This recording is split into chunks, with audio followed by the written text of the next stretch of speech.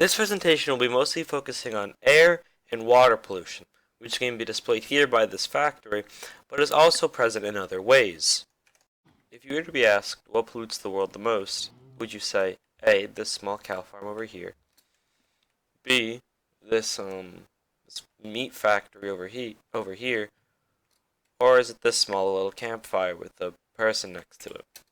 Now, realistically, many people would think, oh, it's a factory.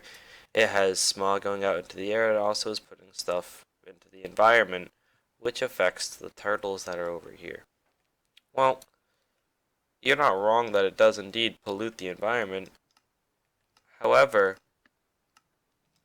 we then have to think about these cows. Now, these cows really ain't it for the environment. For instance, this small cow farm. When cows are raised to be eaten and therefore killed, they release a lot of methane, which is much worse for the environment than, for instance, carbon emissions that are coming from over here in this factory, and as well from the small campfire. However, just because these things aren't necessarily good for the environment, however, this cow farm is significantly worse.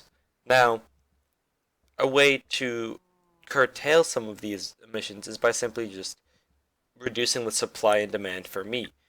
If you were to eat less meat, then there would be less requirement for meat in the industry, and therefore we reduce the emissions of the cows and therefore help our environment.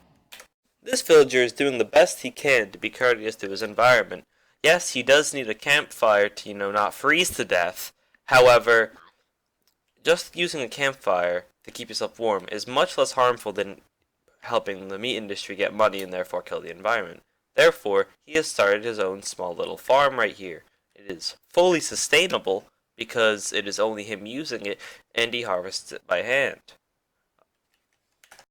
So for this particular example, because this villager no longer is eating meat, then this cow farm that is over here no longer has a purpose to exist.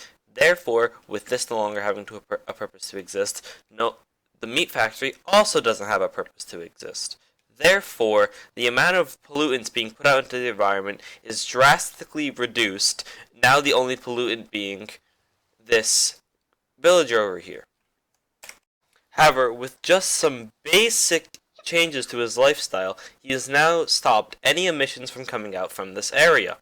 He has gotten a lamp to provide him light, and now he has a natural source of heat and a cooking source of lava because he found it, somewhere. With him doing this, there's no longer any unnatural pollutants going into the area. Of course, the lava is going to give off some, however, it's not nearly as bad as, this factory and that cow farm. So, because the villager no longer eats meat, these cows over here are now allowed to roam free and live their own happy life, eating what they want and having a, good life. Now, for this meat factory, on the other hand, it no longer really has a purpose.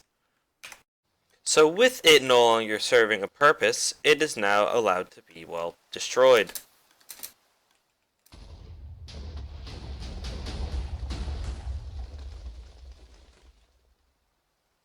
It seems they've messed up a little bit in destroying it, so this has to be done by hand.